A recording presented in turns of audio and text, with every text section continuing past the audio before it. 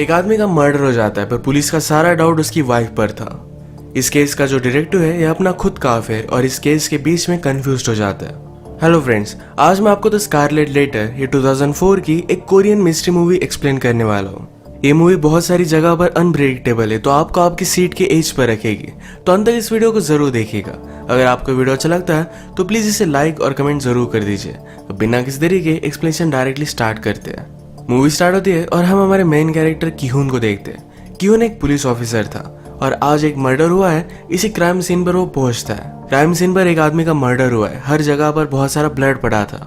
किहुन अपने फ्रेंड से कहता है कि यही आसपास मर्डर वेपन पड़ा होगा, क्योंकि generally murder weapon crime scene से नहीं जाता। इस क्राइम को रिपोर्ट करने वाली इस डेड बॉडी की वाइफ थी। इसका नाम है यंगी। यंगी को क्वेश्चन पूछने के लिए फिर पुलिस स्टेशन ले जाया जाता है। किहुन डायरेक्टली उसे पूछता है कि तुमने अपने हस्बैंड को क्यों मारा। वो कहती कि मैंने ऐसा कुछ भी नहीं किया। मैं कुछ ग्रोसरीज लेने के लिए बाहर गई थी और वापस आई तो डायरेक्टली उसका मर्डर हो चुका था। किहुन उसे पूछता है क्या तुम उस पर चीट कर रही थी। यंगी कहती कि अगर तुम्हें मुझ पर बिलीव नहीं होता तो एक शू शॉप पर जाकर तुम चेक कर सकते हो। वहां पर मैंने शूज पहने थे और पे करना ही भूल गई। और भी क्वेश्चन पूछने से पहले किहुन ने उसे कॉफी के लिए पूछा। वो जब बनाने के लिए गया और वापस आया तब तक यंगी सो चुकी थी। इसके बाद मूवी में हम हमारी और एक मेन कैरेक्टर को देखते हैं। इसका नाम है गाही। किहुन रात में गाही से मिलने के लिए उसके बार में आया हुआ था। इसके बाद दोनों इंटीमेट हो जाते हैं। अगली सुबह हमें किहुन का घर दिखाया जाता है और इसकी वाइफ अलग है।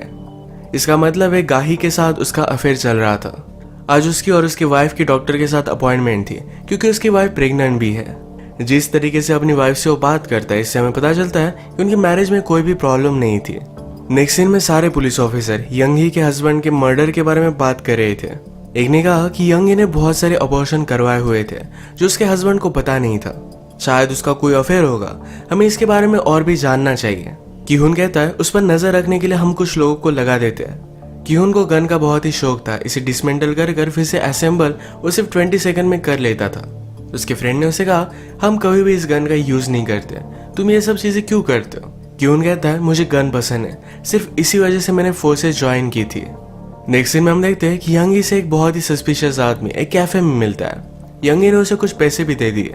पुलिस यंगी पर नजर ही रख रहे थे तो सारी बात उन्हें पता चल गई। नेक्स्ट सीन में किहुन अपनी वाइफ के साथ डॉक्टर के पास आया हुआ था। नर्स उन्हें सब कुछ रिपोर्ट्स वगैरह दिखाती है। बोलने में बोल के कि फिर से अबॉर्शन करना सही नहीं होगा, आप अपने बच्चे का अच्छे से ख्याल रखिएगा। इसका मतलब किहुन की वाइफ ने ऑलरेडी एक अबॉर्शन किया हुआ था। किहुन को इसके बारे में कुछ भी पता नहीं है। ये सुनकर उसे बहुत ही बुरा लगा, पर इस बात को पूरी तरीके से इग्नोर कर देता है। जिस आदमी को यंगी ने पैसे दिए थे इसे जाकर पुलिस पकड़ लेते हैं। उससे पुलिस ने बहुत सारे क्वेश्चन पूछे पर वो कुछ भी नहीं बताता।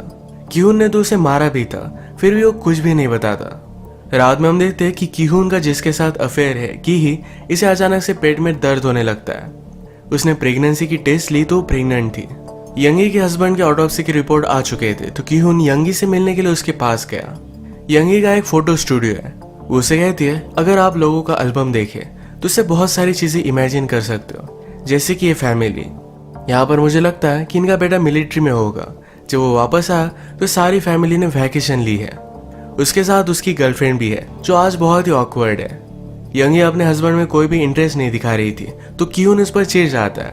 कहता है कि क्या तुम्हें कुछ भी फर्क नहीं पड़ता, तुम्हारे हस्बैंड की डेथ हार्ट अटैक की वजह से हुई थी। हार्ट अटैक आया, उसकी आर्टरी बर्स्ट हो गई, इसी वजह से सारा ब्लड पड़ा था। यंगी कहती है मैरिज में बहुत सारी प्रॉब्लम्स होती है पर हम इसे ओवरलुक कर देते हैं। क्या कभी तुमने अपनी वाइफ को हेट किया है? मैं भी अपने हस्बैंड को बहुत ही हेट करती थी। 5 साल हो गए पर फिर भी मेरी फीलिंग्स बदली नहीं। रात में किहुन घर पर आया। वो अपनी वाइफ के लिए अच्छा सा कुक करता है।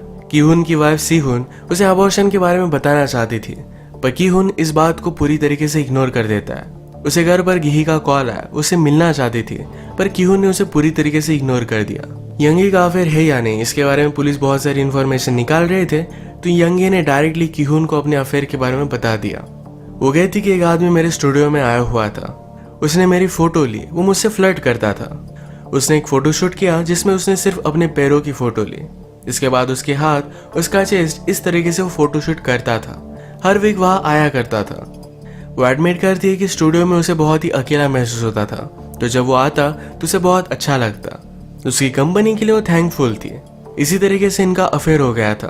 एक दिन फिर जब यंगी का हस्बैंड स्टूडियो में था तो उस आदमी ने जो फोटोज यंगी की ली थी ये उसने पकड़ ली। एक फोटो में आई लव यू यंगी ये भी लिखा हुआ था। इस बात पर यंगी और उसके हस्बैंड के बीच में फाइट हो जाती है। वो वैसे ही वहां से भाग गई थी। जब वो वापस आए तो उसके हस्बैंड का मर्डर हो चुका था। ये सब सुनने के बाद रात में कीहू अपनी वाइफ के कंसर्ट पर जाता है। उसकी वाइफ अच्छा सा वायलिन बजाती है। कंसर्ट के बाद एक पार्टी थी और इस पार्टी में गिही भी आई। गिही आकर डायरेक्टली सुhyun से बात करती है। इससे हमें पता चलता है कि दोनों कॉलेज की फ्रेंड्स हैं। कीहुन भी गिही को यहाँ देखकर सरप्राइज था। पार्टी में गिही ने कीहुन को कॉल लगाया। उसने कहा कि कोई खोई हुई चीज अगर तुम फिर से पा लो तो जिस तरीके से खुशी होती है, क्या मुझे देखकर भी तुम्हें उसी तरीके से खुशी हुई? बात करते करते उसके पास आए। उसने कहा क्या तुम्हें याद है हम फर्स्ट टाइम कहाँ इंटीमेट हुए थे? बात करते करते उसके पास आए। कहा कि मैं प्रेग्नेंट हूँ। इन दोनों को पास आता देख सुhyun ने देख लिया था। कीहुन भी गिही के पीछे पीछे गया। कीहुन उसे अबॉर्शन करने के लिए कह रहा था पर गिही इस बात पर बहुत ज्यादा गुस्सा होके वो यहाँ से चली जाती है। उसने कहा कि तुम हंसी खुशी अपनी वाइफ के साथ रह सकते हो, मैं तुम्हारा घर नहीं तोड़ने वाली। अगर मुझे प्रॉब्लम होता तो सुhyun से मैं तुम्हें कभी शादी करने ही नहीं देती। अगले दिन कीहुन फिर से उसे मिलने के लिए आया। उसे वो सॉरी कहता है। इन दोनों में बहुत फाइट हुई। रोते रोते एक दूसरे के साथ ही इंटीमेट होने लग जाते हैं। गिही ने उसे पूछा क्या तुम सुhyun से प्यार करते हो? कीहुन ने कहा कि मैं उससे प्यार करता हूँ और वो भी मुझसे बहुत प्यार करती है। कीहुन अपने सफाई में कहता है मैं सुhyun के लिए तुम्हारे पास आता हूँ। तुम्हारे साथ होने के बाद मैं अपनी मैरिड लाइफ में खुश रह सकता हूँ। गिही हमेशा कीहुन को अपने पास चाहती थी, उसका दिल चाहती थी। वो आज रात उसे उसके साथ रुकने के लिए कहती है पर कीहुन रुक नहीं पाता। प्रीवियस सीन में यंगी ने जिस आदमी के साथ उसका अफेयर हुआ है इसके बारे में बताया वो एक्चुअल में कंट्री से बाहर था। जब वो वापस आता है तो कीहुन उसे डायरेक्टली पुलिस स्टेशन में लेकर आता है। कीहुन ने उसे पूछा कि तुमने यंगी की पिक्चर्स क्यों लिए थे? इस आदमी का नाम है जंग। जंग कहता है किसी के न्यूड फोटोज लेना कोई भी क्राइम नहीं है, पर यंगी ने न्यूड पिक्चर्स के बारे में कुछ भी बताया नहीं था। इस बात में कीहुन इंटरेस्टेड हो गया। वो कहता है कि अफेयर कैसे हुआ, इसके बारे में मुझे सब कुछ बताओ। जंग ने कहा कि मैं फोटोशूट करने के लिए हमेशा स्टूडियो में जाया करता था। यंगी को मैं पसंद था तो हमेशा मुझसे वो फ्लर्ट करती थी। मुझे भी अच्छा लगने लग गया था। एक रात उसने मुझे बुलाया। उसने कहा कि मेरा हस्बैंड आज घर पर नहीं है तो उसका न्यूड फोटोशूट उसे करना था। मैंने उसका फोटोशूट तो किया पर हमारे बीच में कुछ भी हुआ नहीं था। इसके बाद रात में गाही कीहुन को अपने अपार्टमेंट में कॉल कर दिया। कीहुन की जगह पर सुhyun वहां पर पहुंच गई थी। वो गिही को कन्फ्रंट कर दिया। ये सब उनकी बातचीत चल रही थी तभी सुhyun बाहर आ गया। कीहुन, गाही और सुhyun ये सारे एक दूसरे के सामने आ गए थे। सुhyun ने कीहुन से कहा कि अब मुझे डिवोर्स चाहिए। नेक्स्ट सीन में हम देखते हैं कि कीहुन फिर से केस की इन्वेस्टिगेशन कर रहा था। यंगी ने जिस आदमी को पैसे दिए थे उस आदमी के घर में वो घुस गया। यहाँ पर उस आदमी की गर्लफ्रेंड के साथ वो फोटो देखता है। वो आदमी फरार था तो कीहुन ने उसकी गर्लफ्रेंड से बात की। गर्लफ्रेंड ने कहा कि यंगी के हस्बैंड ने मुझे बाय करने का ऑफर दिया था। वो चाहता था कि मैं उसे बेबी दूं, इसके बदले में मुझे बहुत सारे पैसे देने वाला था। ये बात उसके बॉयफ्रेंड को अच्छी नहीं लगी। बॉयफ्रेंड को भी यंगी के हस्बैंड ने यंगी पर नजर रखने के लिए हायर किया था। जब यंगी के हस्बैंड को पता चला कि उसका अफेयर चल रहा है तो इस बॉयफ्रेंड को बहुत डांटता है। बॉयफ्रेंड वैसे भी यंगी के हस्बैंड पर बहुत ज्यादा गुस्सा था तो डायरेक्टली उसने एक चीज ली, उसके सर पर वो मारता है। सर पर मारने की वजह से कुछ कॉम्प्लिकेशन हुई और इसी वजह से यंगी के हस्बैंड को हार्ट अटैक आया था। ये सब पता चलने के बाद कीहुन उसे अरेस्ट कर लेता है। उसे लॉन्ग टर्म सजा भी हो गई। इस केस को सॉल्व करने की वजह से कीहुन को मेडल दिया जाता है। इतना सब कुछ होने के बाद भी कीहुन सुhyun के साथ ही घर में रह रहा था। वो उसके लिए गिफ्ट वगैरह लाता है। उसे अवार्ड मिलने के बाद उसके साथ गाही थी। आज गाही का बर्थडे है पर कीहुन इसके बारे में भूल गया था। ये दोनों एक लेक के पास आते हैं। कीहुन अपनी वाइफ को एक प्रेजेंट देना भूल गया था। यही प्रेजेंट उसने गाही को दे दिया। वो कार की ट्रंक में बैठी थी और उसे किस करने लगती है। उसने मजाक में कीहू को अंदर खींच लिया और उनकी गाड़ी की ट्रंक बंद हो जाती है। ये दोनों इसमें लॉक्ड हो गए और ये बाहर भी निकल नहीं पा रहे थे। गाही ने मजाक में कहा कि अगर हमारी यहाँ डेथ हो गई तो सबको लगेगा कि हमने दोनों मिलकर सुसाइड कर ली है। ये सुनकर कीहुन को बहुत ही सफोकेटेड लग रहा था। यहाँ से बाहर निकलने की वो बहुत कोशिश करता है पर कुछ भी कर नहीं पाता। एक दिन बीत गया पर फिर भी वो घर नहीं आया था तो सुhyun ने पुलिस को कॉल कर दिया था। गाड़ी में कीहुन और गाही की कंडीशन बहुत ही खराब हो गई थी। गाही कहती कि मैं हमेशा चाहती थी कि तुम मेरे साथ रहो। फाइनली मेरी ये विश कंप्लीट हुई है। ये गाड़ी के ट्रंक में ही सुबह एक साथ उठे। कीहुन यहाँ मरना नहीं चाहता था।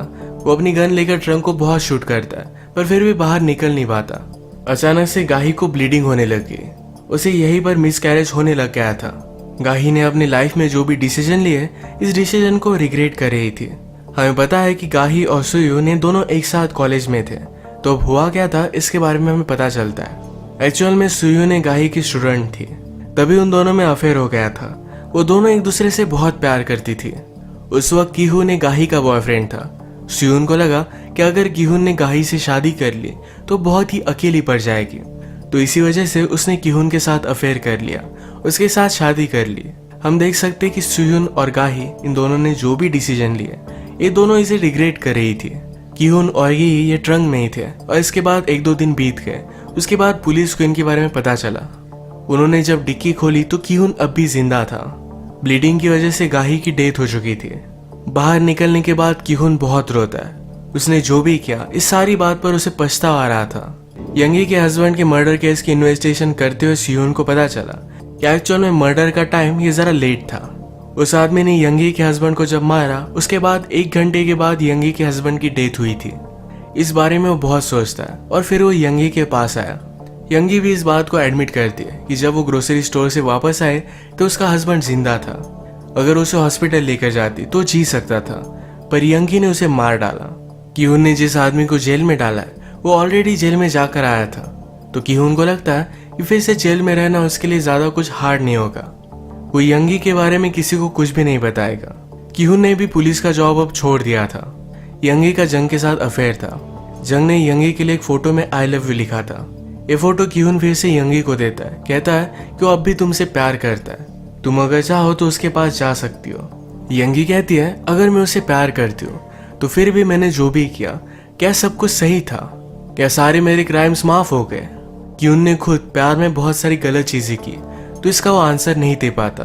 उसकी गलत डिसीजन की वजह से वो पूरी तरीके से अकेला पड़ चुका था। वो रात में घर आकर बहुत रोता है और इसी के साथ ये मूवी एंड हो जाती है। ये मूवी एक पॉइंट प्रेजेंट करती है कि प्यार में लोग गलत चीजें कर सकते हैं, पर फिर भी उन्हें उसे भुगतना पड़ता है। फाइनली कीहून अकेला पड़ चुका था। यंगी अपने हस्बैंड के मर्डर के गिल्ड में जी रही है। इस गिल्ड में जीना भी एक सजा से कम नहीं था। तो इसी के साथ आज का वीडियो हम खत्म करते हैं। अगर आपको एक्सप्लेनेशन अच्छा लगा तो प्लीज इसे लाइक कर दीजिएगा। मैं बहुत सारी मूवीज लेकर आता रहता हूँ, तो प्लीज इस चैनल को सब्सक्राइब कर दीजिए और बेल नोटिफिकेशन आइकॉन दबाना मत भूलिएगा। हम फिर से मिलेंगे और एक नई मूवी के साथ। तब तक के लिए थैंक यू और आप अपने आप का ख्याल रखिए।